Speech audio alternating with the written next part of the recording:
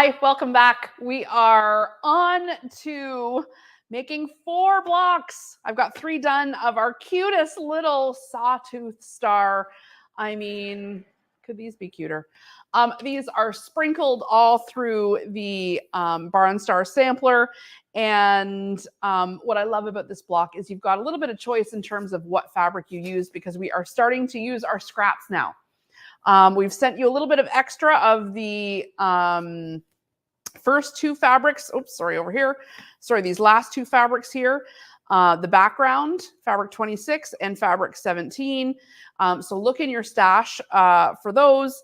Or are we? No, I think we're sending these. And then you will look in your stash for these 6, 9, and 22. So you can check your sheet for which fabrics they are, and you can start assembling this.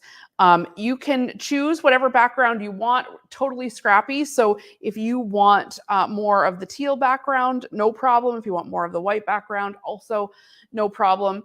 For mine, I've got 1 teal and I've got 2 of the white print, and I'm about to make a 4th. So you're going to be making 4 of these in a row. These go together really, really fast. It's just a big center square. And then we've got tiny little flying geese on the edges and just plain old squares in the corner. So this sawtooth star comes together really fast. So I'll set these ones aside and let's get started on making the flying geese. These are just small little 4.5 by 4.5 inch blocks. So if you have a 4.5 by 4.5 inch ruler, this is going to be perfect for squaring these guys up, so you could get that ready. So I'm going to have that handy. All right, I'll set these ones aside for the time being. We'll get to squaring up later. The first thing you're going to want to do, like there's barely even any instructions on this, just 2 points. Remember when we were way back here and there was like instructions for days for 24 by 24 inch blocks? You're going to whip these up in no time. So this is a good one if you only have a little bit of time to just quickly get through. All right, so let's start with our A and B pieces. So B and 2 A's. And if you're still uncertain about how to put together flying geese, remember there's all kinds of instructions back page 74, 75, 76. Right here on 75 is where it shows you how, like the written instructions for flying geese. I mean, look what we're making, you guys. It's so gorgeous. Anyway, yeah, so if you need to actually look at the flying geese written instructions, they're here on page 75. But I'll show you how to do it too. So let's just get off our stickers here. And we are going to start one side and then the other. And you are going to want to if you have a laser, this would be the time to use it. Otherwise, you can use a fabric pen or pencil, whatever you've got handy. And I'm currently searching for a pen or pencil. Anybody? Oh, okay. You know, I should be more prepared. All right, I've got a Crayola marker.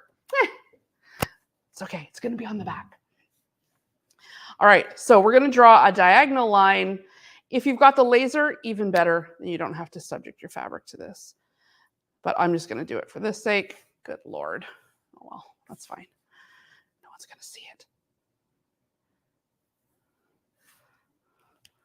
it. Sometimes I'm astonished by my own incompetence. Okay, so start with one side. You want that diagonal line pointing in. And we're going to sew right on that bright green line. Actually, maybe I should use this every time. You can see it perfectly on camera. So hey, maybe it's a keeper. All right, right on that line.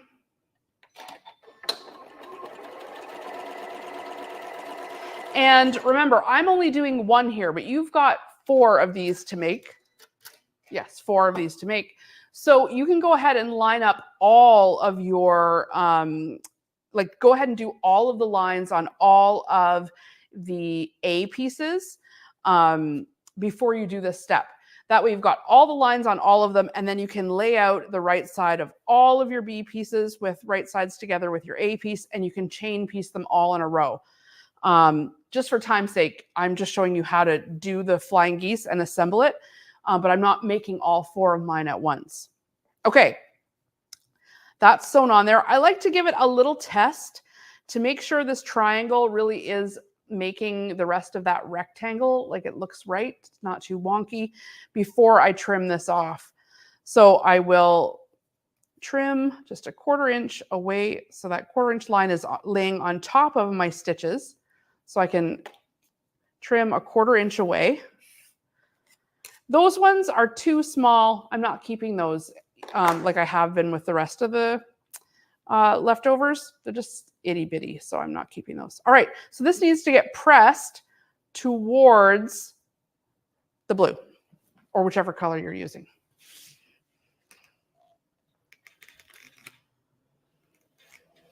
And I'll lie it under there for a sec. And we'll go ahead and do the other side. So you'll have your lines all on the rest of your A pieces, and you can go ahead and lie it out on all of the rest of your pieces with that line now facing in and up to kind of finish off the flying geese. And then you're going to sew directly on that line.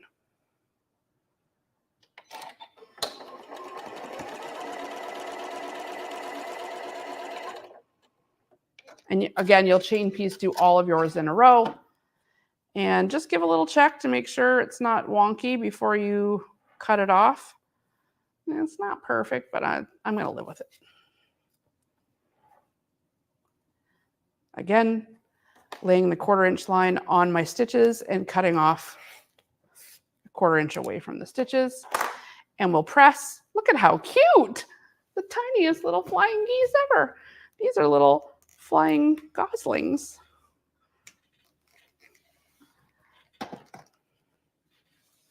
I want this laying nice and flat. Okay, I'll let that bake for a second. So you're going to have some C pieces, just the squares, and you're going to go ahead, once you've made all of your flying geese, and go ahead and lay it out, just like this. There you go. Oh gosh, what have I done here? I shouldn't have sewn this one together. I was getting ahead of myself. Because look, I need this here. All right, I'm going to take that out. Sometimes when I'm making these ahead, I'm like, oh, a little extra step, I could save myself. But so I sewed this on, but really it needed to stay apart. I was trying to be more prepared than I needed to be. So out it rips. I'll press it so I don't have that line. And instead I just pressed a wrinkle into it. That's okay. There we go. All right, so we're going to lay it out. So basically the row looks like this, okay? And then you've got your middle, and then you've got your flying geese now going this way, and it comes together like that. So we can go ahead and do a little bit of right sides together here and here, and sew your seam.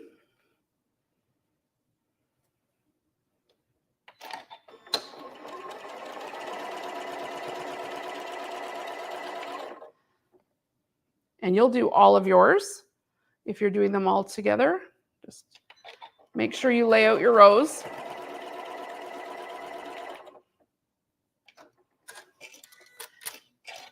And I want you to start thinking about how you're going to quilt this, because it's going to be soon assembly time. You may want to dive into our free motion class that we're starting this fall. You can register for that now. And maybe you can free motion your whole quilt together. All right, right sides together. I know she's going to be a big one. Or you can send it to me and I will long arm it for you. With whatever design you want. All right. So you can visit homemade.ca, or you can reach out to us at info@homemade.ca if you have any questions about either of those things. We can help you out. but give some thought to what your backing fabric's going to be, how you want to get this quilted, and we're happy to help you. All right, lay it out again. The instructions call for the pressing to, let's lay this out. So cute. In, no, out. So we're going out towards the, I'm going to finger press that so I don't mess it up. So out towards the outer blocks, in towards the big block, and then out. Told you this comes together fast. I mean, it does help when you have half the work done, but even when you're making all of them, it's a quick one, which is nice, you know? We've been working hard on this.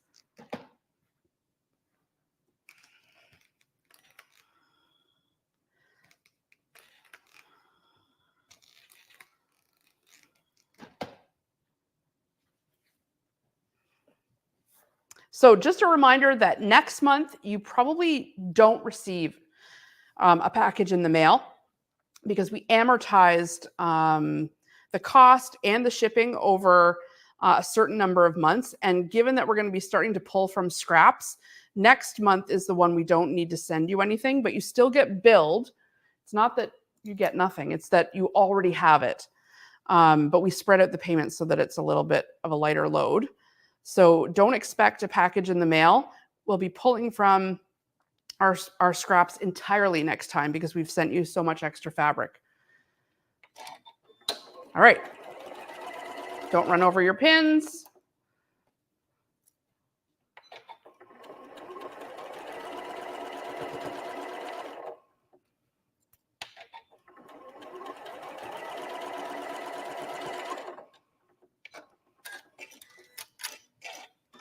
Okay.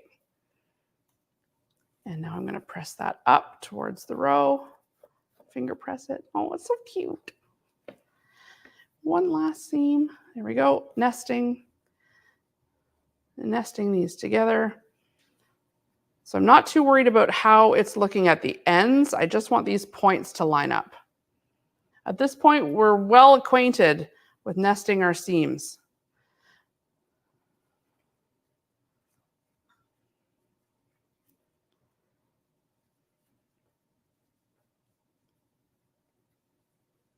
But also people might be watching for the first time and just catching this. And so if you are tuning in for the first time and just are like, you know what, I love this quilt, this sounds cool, you can go back and watch all of the other blocks that we've sewn. The videos are still on my Facebook and YouTube. You can get the Barn Star Sampler book and you can pull from your own stash, making it totally scrappy. And you can be sewing right along with us, even if you didn't start at the beginning of the block of the month. So we've still got Barn Star books available. Basically, I just keep getting them, so we keep ordering more. So yeah, you can be making your own too. Just because you didn't start at the beginning doesn't mean you can't start now. Just go back to block 1. And of course, you can join the the Homemade with Jennifer Tryon Facebook group. And lots of people in that group are making this quilt. And if you have any questions, you can post in there. We're quick to answer, or people actually are quicker to answer than even me. So I'm pressing that down, letting it cook under the block for a minute. Yay. And I'm going to trim it up with my 4.5 by 4.5 inch square. Okay, so I'm going to take that diagonal line and have it run right in between those squares. And anything outside the 4.5 is basically fair game, but I want to make sure that the points are protected, that I've got a 1/4 inch on any of the points. So I want to make sure if I'm moving this, I'm moving this ruler, I'm not moving it up and down like this, I'm moving it on the diagonal. So if I need to take some off of somewhere, that I'm moving it that way. I want to make sure that I've got enough seam allowance on all the sides of my points so I'm not losing anything. And I'm cutting it close right here, I gotta be honest. So I'm gonna trim it up, but I'm gonna be careful not to cut off any points.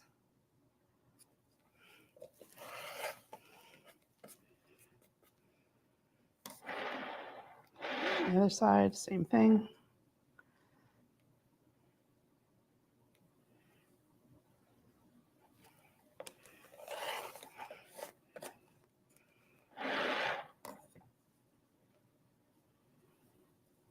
All this quilting is making me hungry. You know,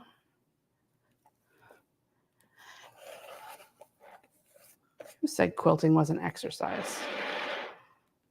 You're using your muscles, your brain. Let's get a snack, huh?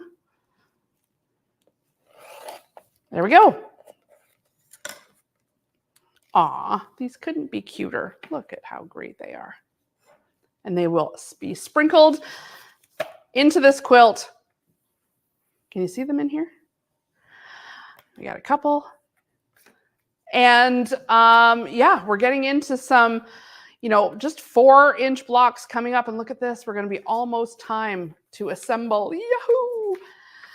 So remember, no package coming next month because we're getting into just using up our scraps, and we're getting into just some trim and things like this. Well, it's not trim, but not super hard blocks like flying geese, just like some half square triangles. Oh, that one. Yeah, you know, there's still more to come. Make sure you're getting caught up. Even if you're way back, no big deal. Just keep working on it. We will get there together. But this was a really cute, fun little sawtooth star we put together. I hope you liked it too. We'll see you next time.